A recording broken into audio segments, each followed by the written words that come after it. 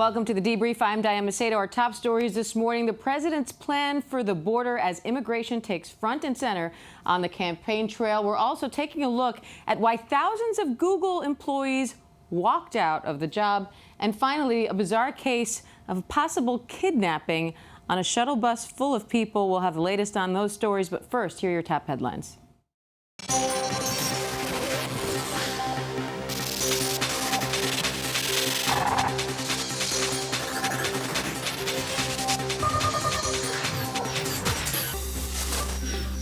Also up this morning, the trade gap. The Commerce Department now says it grew for the fourth straight month in September to $54 billion.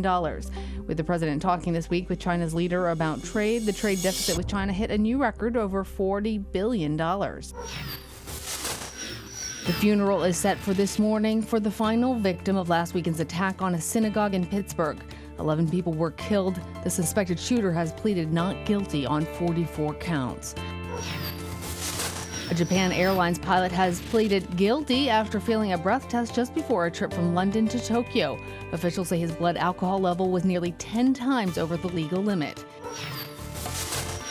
Two parents from Oregon who ate some of the candy their kids picked up on Halloween had to go to the hospital. They say the gummy candy, which looked like it was sealed in a package, was laced with methamphetamine. Toyota is recalling over 1 million vehicles around the world that may have airbag problems. A short circuit could cause the airbag to go off at the wrong time. It's the must-see attraction of New York City. In Central Park, a mandarin duck spotted floating in a pond, thousands of miles from its native home of East Asia. People flocking to the area, hoping to catch a glimpse of this brilliant bird. Right now, it's unclear how he got there. Local zoos saying he's not theirs.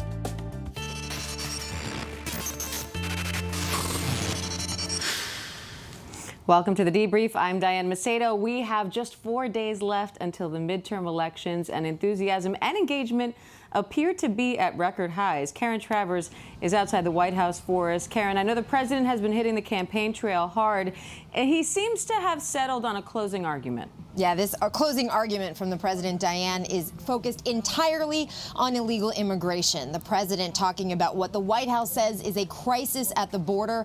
And the White House is hoping that this issue revs up Republicans. And that's why you see him out there every day on the campaign trail. And now here at the White House also talking about this issue. Yesterday, the president made a series of statements on this.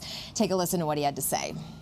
If you don't want America to be overrun by masses of illegal aliens and giant caravans, you better vote Republican. These courageous Americans did not shed their blood, sweat, and tears so that we could sit at home while others tried to erase their legacy, tear down our history, and destroy our proud American heritage. We didn't do that.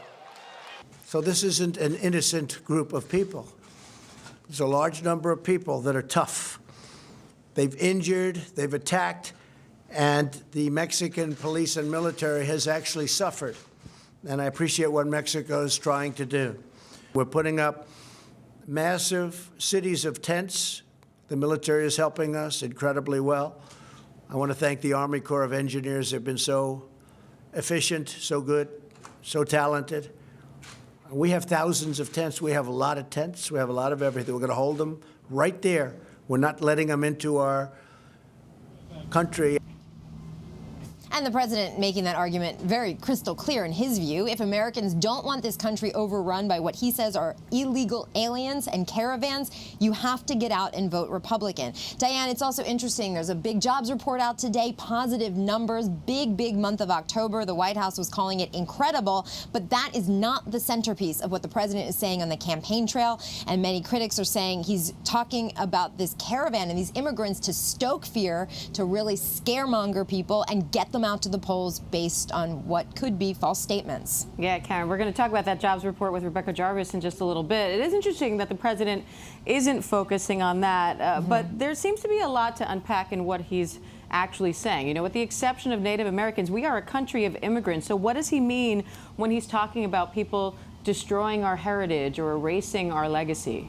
Yeah, that's what people want to know. It's the good question, because the president is talking about this in broad brushstrokes, but clearly trying to rile people up, to make people convinced that there's this invasion coming to the U.S.-Mexico border. That's how he's referred to this, an invasion, and that's needing of a military response. The president first talking about a 5,000 troop deployment, now considering upping that number to about 15,000. And yesterday, Diane, the president was asked if there was any scenario where he could see those troops firing on these migrants. He said that if they throw rocks, then the military would respond. But of course, that's been something that's been disputed about who these people are. It's families, it's moms with children.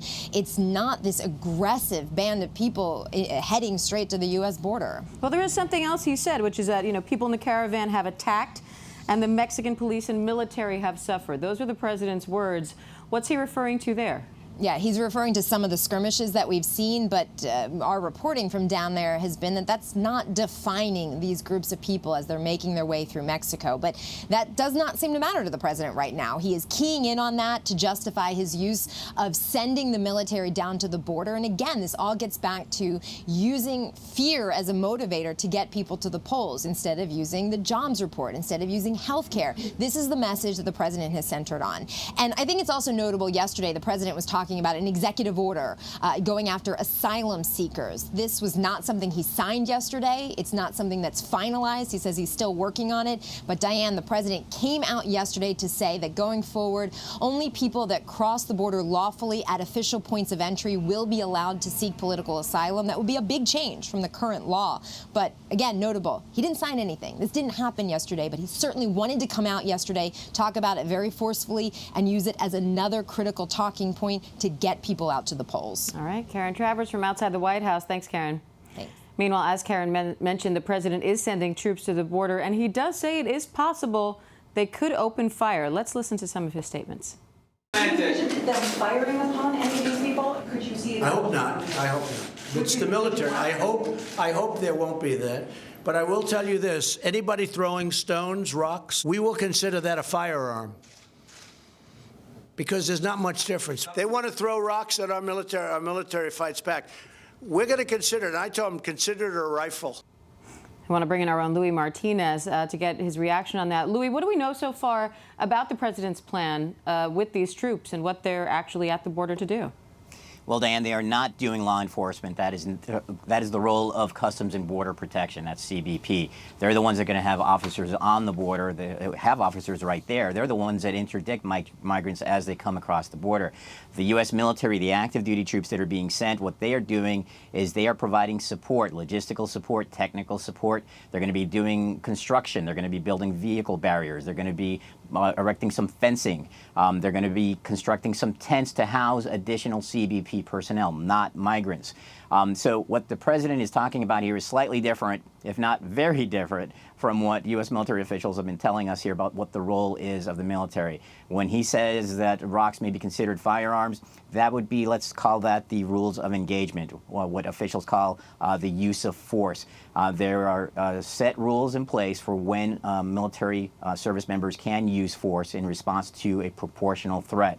So when there is a threat, you use proportionals. It starts with non-lethal, and then it moves forward potentially to a different level. But since the military will not be involved in law enforcement, I don't see a scenario where they're going to be actually that close to the migrants. So when the president says that they may fire back, I'm just not clear how that could happen.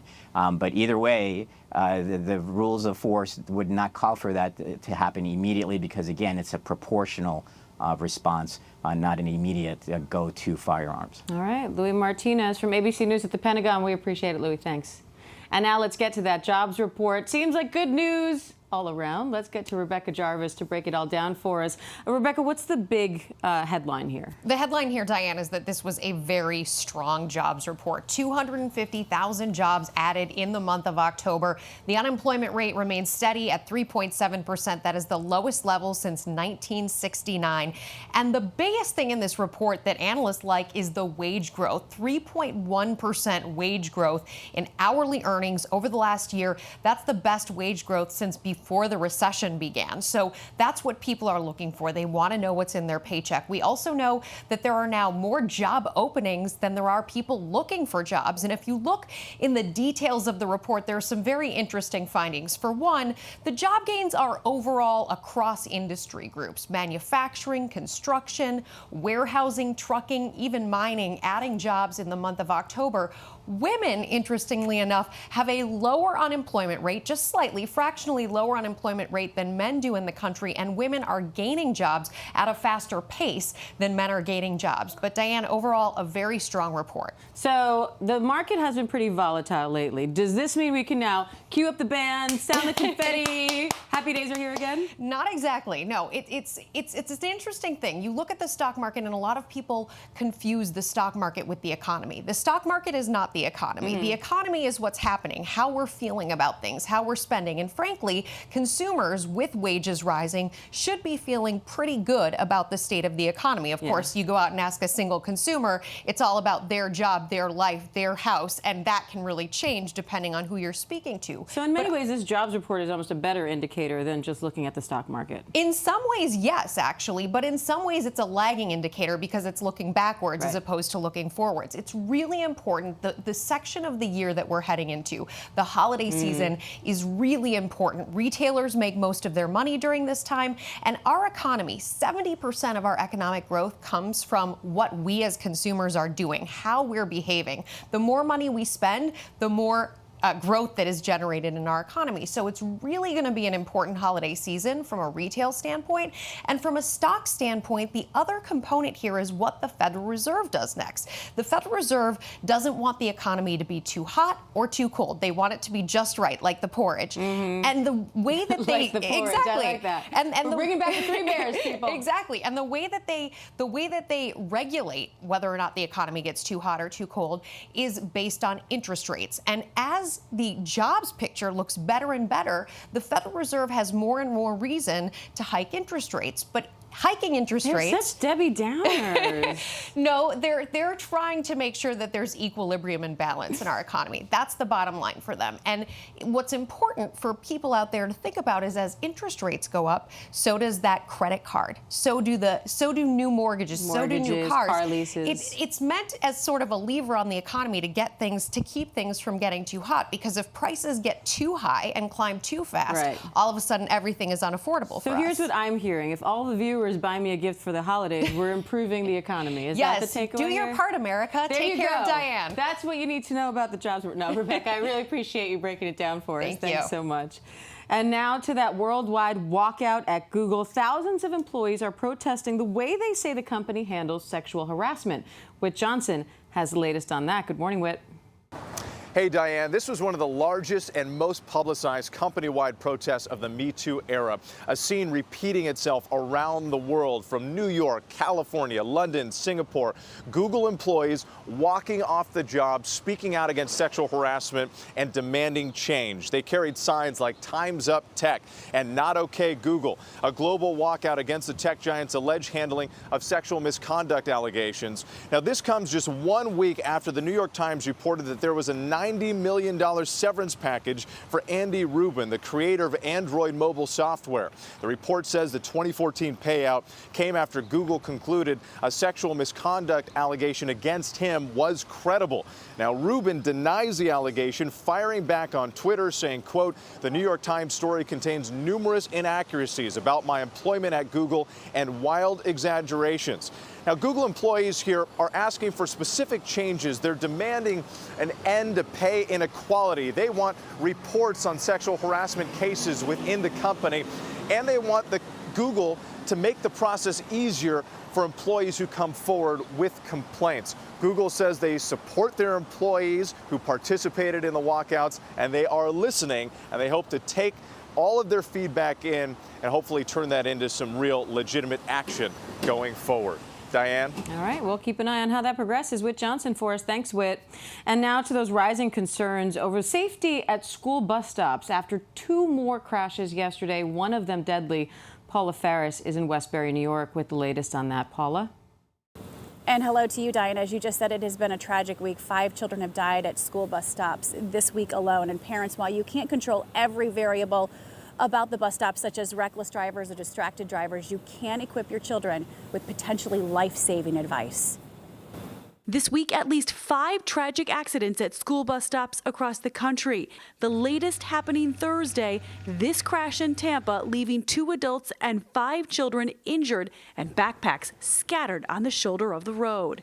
There's a lady that was holding one of her, the little boy, and the little boy, when she got hit, the little boy flew out of her hand. He hit the ground and she flipped and hit her face. Also on Thursday in Pennsylvania, a 2nd grader was killed waiting at his school bus stop. And earlier this week in Indiana, 3 young siblings were killed as they were about to board their bus on a busy road.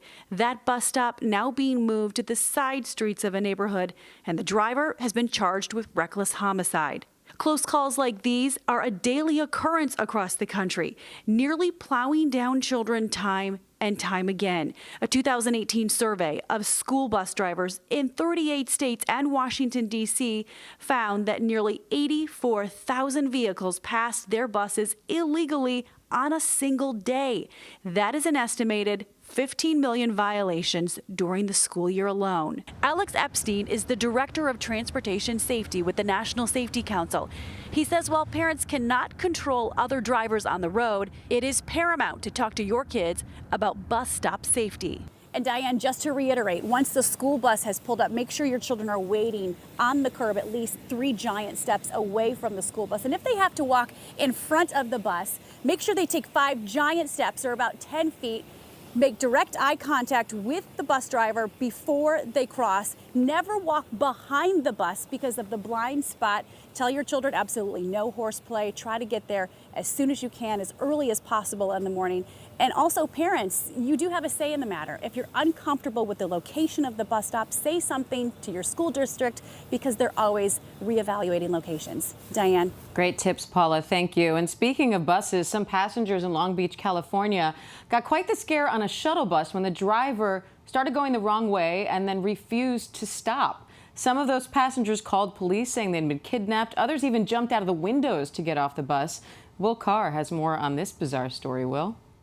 Good morning, Diane. We're covering a pretty crazy story at Long Beach. It was supposed to be a fun night of terror for a lot of people on a bus. They were going to a haunted house, but that's when things turn scary. These people say that they were on the bus and the bus driver, you can see right there, refused to stop driving. They were supposed to be driving for about 10 minutes, go to the house, and then get off and have a great night. But the bus driver drove in the wrong direction for about half an hour. It got to the point where the passengers are yelling at the bus driver. They're asking him to stop, but they say he just wouldn't do it. So they ended up started going out the windows of the bus. They described it as a terrifying couple of moments when they were trying to figure out exactly what was going on. They called 911. Authorities responded, and they ended up charging the bus driver, a 60-year-old, with kidnapping. Now, there were 20 to 30 people on this bus. You can see the video right here, the cell phone video, people coming out of the windows. Thankfully, nobody was hurt.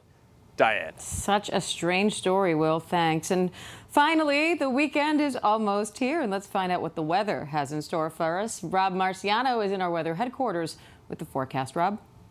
Hello, Diane. Great to be with you. We are still dealing with this slow-moving system that has left a trail of destruction, especially across the south the past 2 days. 136 damaging storm reports, including at least 8 confirmed tornadoes. And we've got proof in some of this video out of Alexandria, Louisiana. That's a central part of that state. Some serious damage there. Just to the north, outside of Shreveport in LaSalle Parish, this mobile home completely destroyed, but the family inside of that home getting a warning on their cell phone before the storm hit, and they managed to get to a safer spot and survived. The warnings do work, and we are happy about that. All right, the threat for severe weather today is really across much of the East Coast this afternoon, and now just posted a high wind watch for the Northeast, with kind of the second low that's going to be coming through. The first one today is kind of weak. The second one goes through Raleigh later on tonight, and that will strengthen and kick up some rain and thunderstorms and some heavy rain that probably will cause some urban flooding in the I-95 corridor through tomorrow morning. And then the winds kick in behind this, and that's what we expect the highest winds tomorrow afternoon. But rainfall totals could easily be 3+ inches, and this is an area that has seen, a lot of rain so far this fall, so it's not going to take much to flood. Good news is this should be all cleared out for the most part. on Sunday. Macedo, back to you. All right, Rob Marciano for us. We appreciate it, Rob. Thanks. And that does it for us on the Debrief today. Remember, you can catch your headlines all day long at abcnews.com or at your ABC News app. For ABC News Live, I'm Diane Macedo. Happy Friday, everyone. Have a great weekend.